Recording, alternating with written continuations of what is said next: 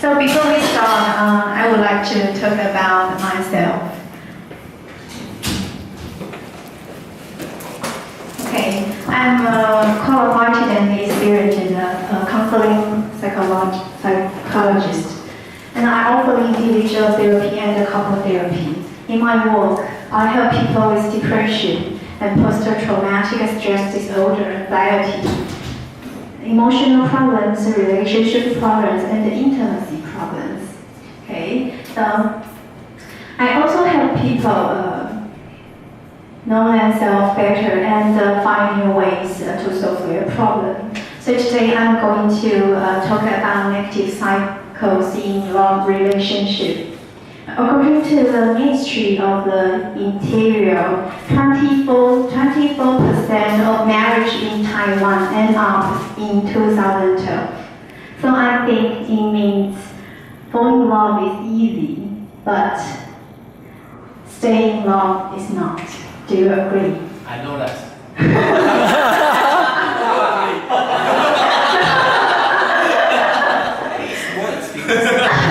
Dirty.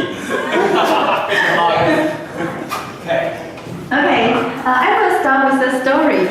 A couple was celebrating their 25th wedding anniversary. According their happy marriage without a single fight, and had long been the talk of the town. What's a peaceful and lovely relationship? A local newspaper reporter asking the secret of the happy marriage. Well, it dates back to our honeymoon. It's then the man. We visited to the Grand Canyon and took a trip down to the top of the canyon by horse.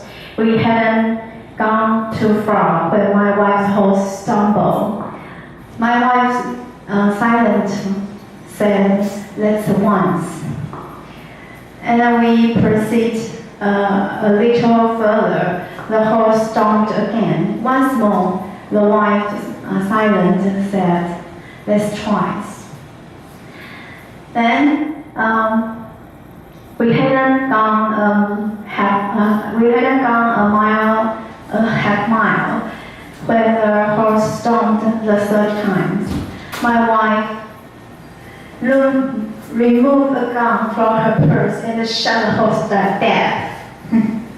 And I started an anger protest over her treatment of the horse. When I was shouting, my wife looked at me, said, "Let's once."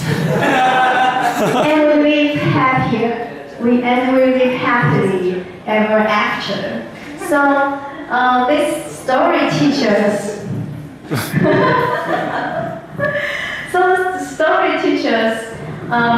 The secret to a happy marriage is to have a weapon to avoid an arguments. Do you agree? Yes. Really? Please story is just a joke. Actually, after the honeymoon, husband might be too scared to show his true feeling to his wife. In order to keep himself alive, he would hide his true feeling, maybe anger, dissatisfaction, sadness.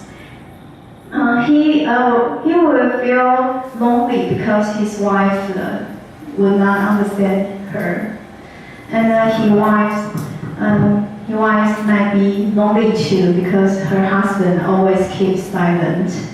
The connection between them will be broken. Then they become a miserable couple. So,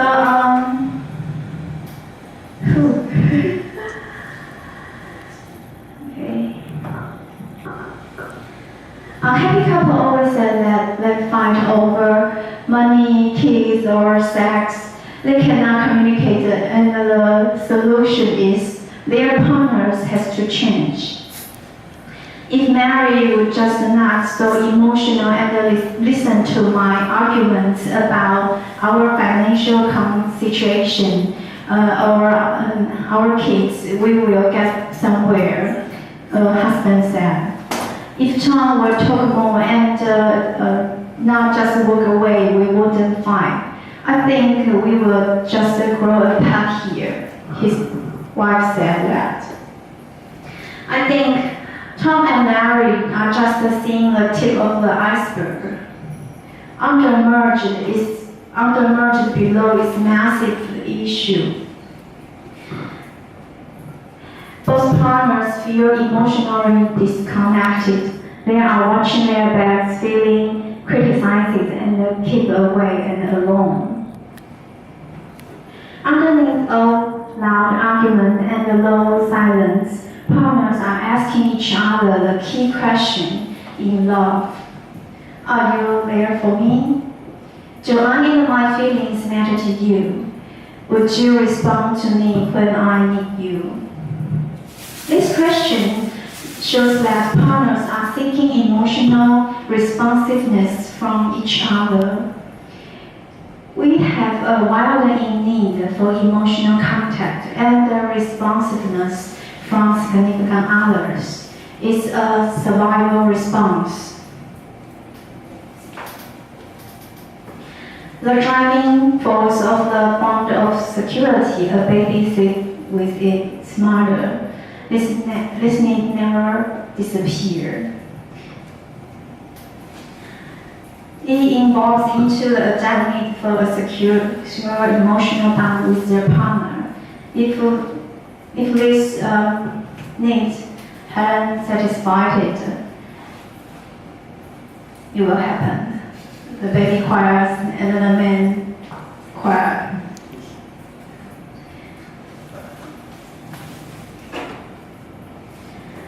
So secure emotional attachment will be built with our partner when our partners will communicate about the future and not avoid dealing with problems and support us sensitively and responsively.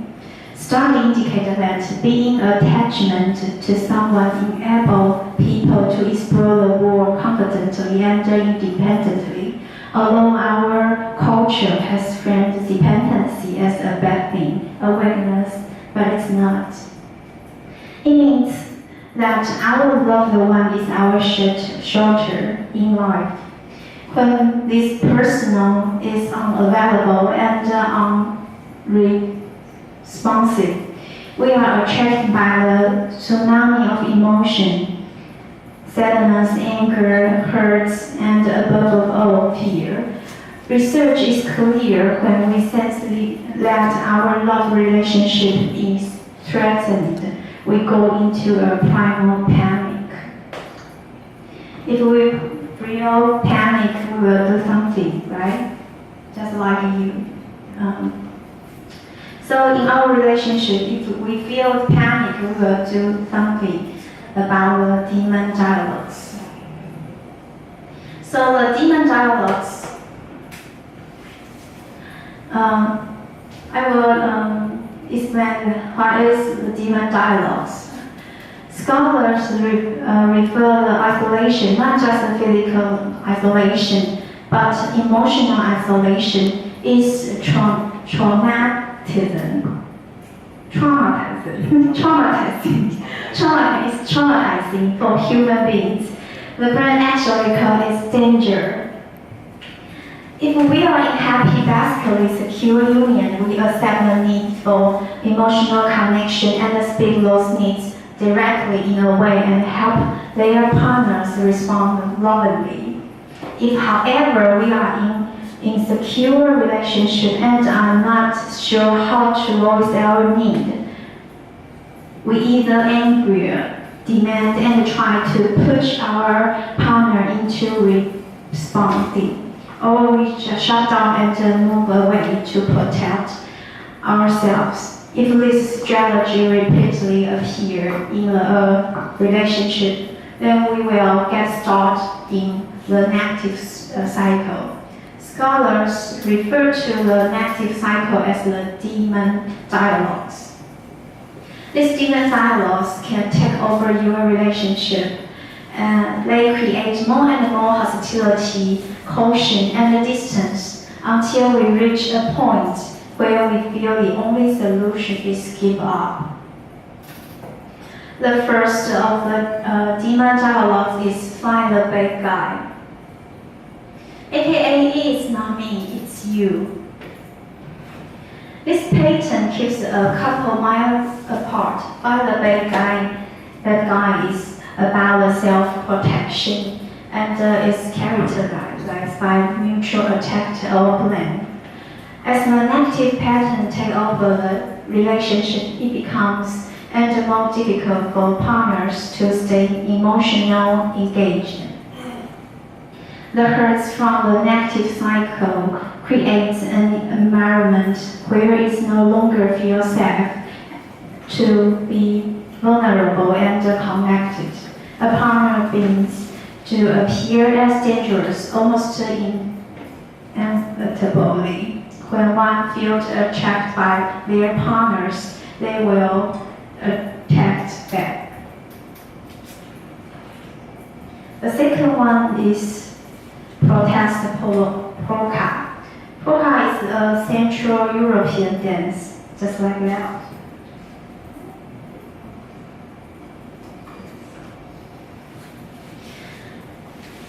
Negative cycle in a marital relationship often take the form of a dance where the state of one individual invariably lead to state by one's partner. The most common form of this dance is a pattern of interaction in which one partner pursues, attracts, or blames, and the other partner withdraws, defends, or stonewalls. Psychologists knew for years this demand withdrawal dance leads to divorce. The powerful emotions and compelling needs keep this pattern going. The one in need for emotional connection and the fear of rejection and abandonment. Even if our friends know that we are somehow making things worse by criticizing or shutting our partner out, we cannot just switch off longing and fear. Now I want to invite someone to do a role play.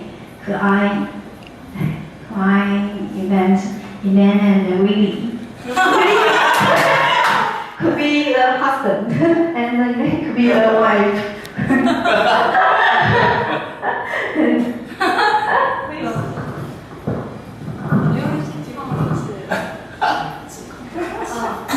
Do you love me? Of course I do. How many times have I told you? Well, it doesn't feel like it. You hesitate. I doesn't mind. Well, maybe you have a problem then. I can't help it if you don't feel love. Well,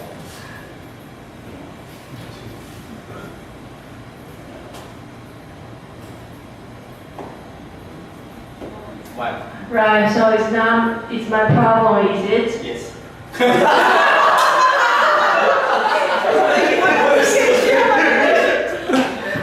Nothing to do with you, right? Nothing to do with you think what? You are an emotional cripple. You never feel a real emotion in your life. I refuse to you when you get like this. So irrational, there is no point. Right, this is what always happens. You put your wall, you go icy till I get tired and give up. Then after a while, when you want sex, you decide that I'm not quite so bad after all. I don't do the last part.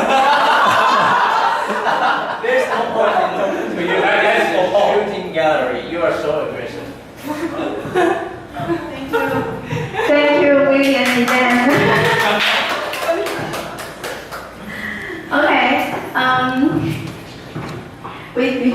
energy, right?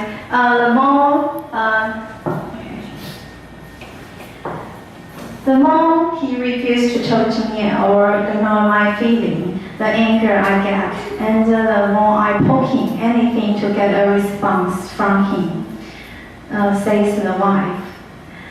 Her husband says, and the more I hear the anger tone in her voice, the more I just hear that I can never please her. I just get hopeless and more silent. The wife is protesting her husband's distance. The husband is just trying to avoid her disapproval. They talk this way because they sense a longing answer to the attachment question, are you there for me? So the wife keeping asking, do you love me? Right?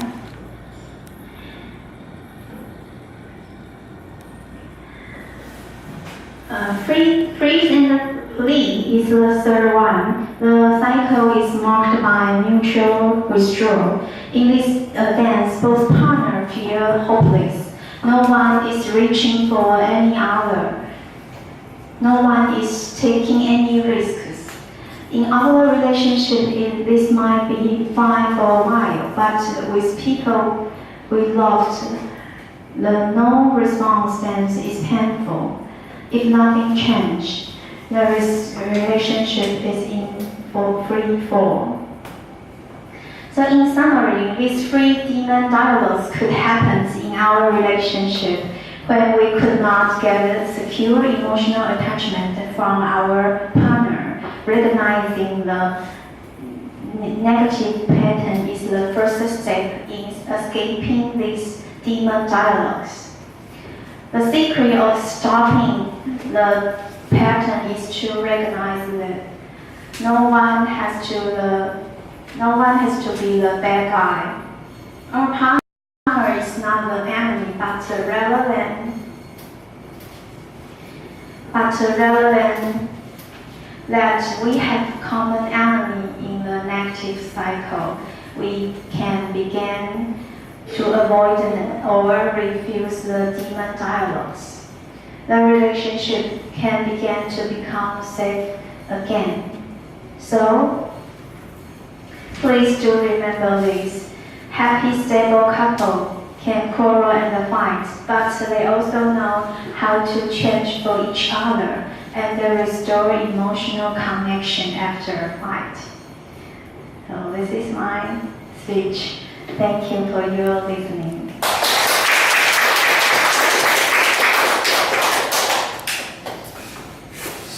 It's called Mr. and Mrs. Smith. In the movie, they go to marriage consulting, and they pretty much talk about everything, and including sex and all that. And I'm just wondering, in our society, in the Eastern society, we as Asian, we are more conservative, we're more reserved in talking about many things. So how do you get them started to talk about real issues? The first step is you need their trust. Yes. In my job is to make them trust me. Yeah, I listen to their story. I feeling how they feelings, and I tell them I know how painful they are. So, did you have some experience about if someone knows you, real feeling? You feel comfortable and safe. That's it. So we build the trust first. One question. Yes. Are you married?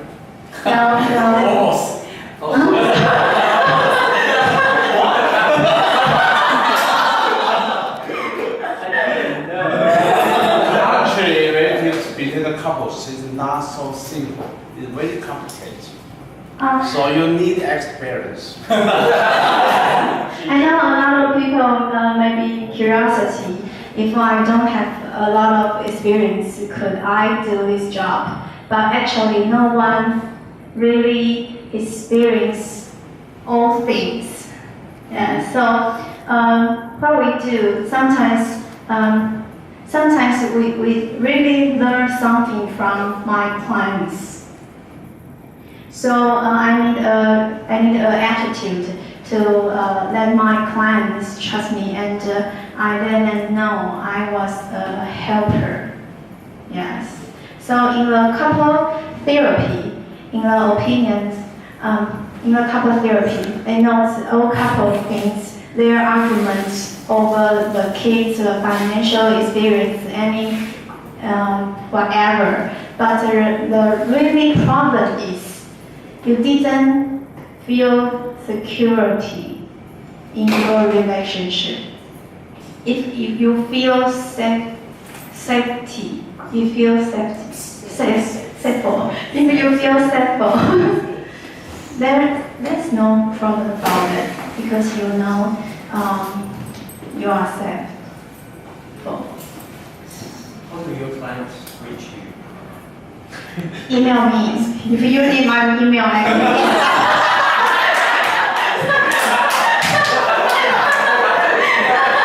I think they need. Like, most of the time, where do you put your email? The next slice. It's here. It's here. You can find me privately. Sometimes my friend introduce some people to me. So some couple find me to deal with their problems. And right now, do you have to video tap your conversation? Sorry? Do you need to video tap your conversation? No. Video chat, open conversation. Video. It's a therapy session. Should So we you're supposed to. should record some? Yes, I think you should record your Well, only if they agree. After my clients agree. Normally those are for free. Because you offer free therapy, so they let you record the session. It's not always. It's kind of embarrassing that it's being No, recorded. I want to watch if you have some.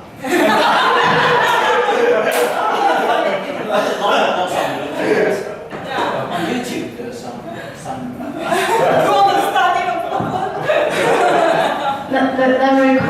The recording is for my supervisor. Yes. I have a teacher tell me maybe I need to adjust something. Okay. Do you have another questions? Ting, you really did a good job. Now I know why you can keep your relationship alive.